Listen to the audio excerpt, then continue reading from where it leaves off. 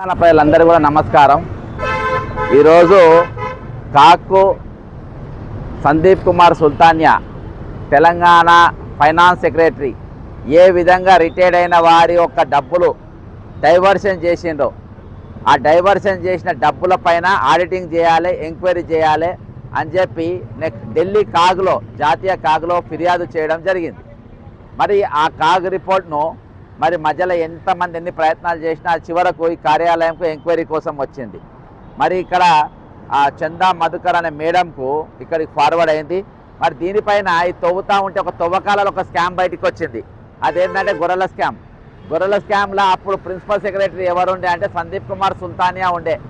మరి సందీప్ కుమార్ సుల్తానియా అప్పుడు అధికారులు ఇక్కడ గొర్రెలు లేవని చెప్పినా కానీ అనంతపూర్కి వెళ్ళి, బళ్ళారికి వెళ్ళి, నెల్లూరుకి వెళ్ళి తెప్పిస్తా అని చెప్పి లేని గొర్రెలను తెప్పిస్తా అని అధికారుల మీద ఒత్తిడి వల్ల ఒక అధికారి కూడా చచ్చిపోయాడు. అయితే అసోంటోని తీసుకొచ్చుకొని ఈరోజు రేవంత్ రెడ్డి ఫైనాన్స్ సెక్రటరీగా పెట్టుకుండు.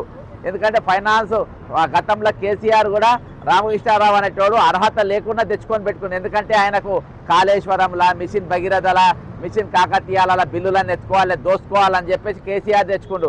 కాబట్టి నాకు కూడా అసోంటోడే కావాలని చెప్పి ఆయననేమో ఫైనాన్స్ చీఫ్ సెక్రటరీగా పెట్టుకుండు. గొర్రెల స్కామ్ ఉన్నోనేమో ఫైనాన్స్ సెక్రటరీగా తీసుకొచ్చుకొని ఈరోజు సెక్రటరీలో పెట్టుకున్నటువంటి పరిస్థితి. మరి ఆయన ఏం చేసిండు? ఈరోజు దాదాపు 20,500 మంది రిటైర్డ్ అయితే వాళ్ళకి ఇవ్వాల్సిన బెనిఫిట్స్ ఇవ్వకుండా దారి మరలించి ఈరోజు వాళ్ళు ఇష్టానుసారంగా వాడుకోనికి పెట్టిండ్రు. మరి అది రాజ్యాంగంతో ఒప్పందం చేసుకున్నటువంటి డబ్బును డైవర్ట్ చేయడానికి లేదు. ఈరోజు అటువంటి పైసలు ఏ విధంగా డైవర్ట్ చేసిండ్రు, ఇది పూర్తిగా చట్ట వ్యతిరేకమైన కార్యక్రమం. దీనిపైన ఈరోజు వీళ్ళని జైలుకు పంపాల్సిన అవసరం ఉంది, వీళ్ళపైన ఎంక్వైరీ చేయాల్సిన అవసరం ఉంది. ఈరోజు ముఖ్యమంత్రికి మరి ఇసోంటోళ్ళు అంటే పైసలు డైవర్ట్ చేసేటోళ్ళు, ఆయనకు సొమ్ము ఏది ఆయన దొంగతనానికి సద్దులు కట్టేటోళ్ళు కావాలని చెప్పేసి ఈరోజు సందీప్ కుమార్ సుల్తానీ అనేటోని పెట్టిండ్రు. అయితే ఈరోజు నేను అడిషనల్ ఇన్ఫర్మేషన్ మరి ఎంక్వైరీ ఆఫీసర్కి ఇవ్వడం జరిగింది. అందులో ముఖ్యంగా ఏంటంటే ఈరోజు నేను ఈ సందీప్ కుమార్ సుల్తానియా మీద మరి గొర్రెల స్కామ్లో ఈడీ ఎందుకు పిలిపిల్లని ఈడీకి ఫిర్యాదు చేసిన, ఈడీకి ఎన్ఫోర్స్మెంట్ డైరెక్టర్లో ఈరోజు ఫిర్యాదు చేసిన ఆ కాపీ జతపరుస్తూ అడిషనల్ ఇన్ఫర్మేషన్ ఏ విధంగా ఈరోజు ఏవైతే రిటైర్మెంట్ పైసలు ఉన్నాయో బకాయి కాగిరిపోల బాజాబ్తో వచ్చి 16,842 కోట్ల రూపాయలు 2023-24 ఏ విధంగా డైవర్ట్ చేసిన అనేది నేను అందులో పొందుపరచడం జరిగింది నా ఫిర్యాదులో.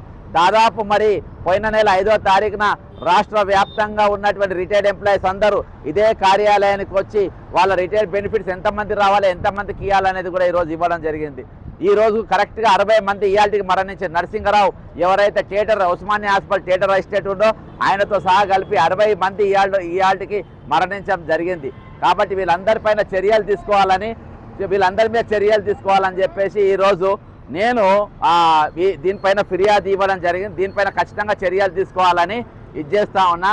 ఏమైనా ప్రాబ్లం ఏంది? ప్రాబ్లం ఏమవసరం? నీకేమవసరం? ఇక్కడ బరాబరి చేస్తారు.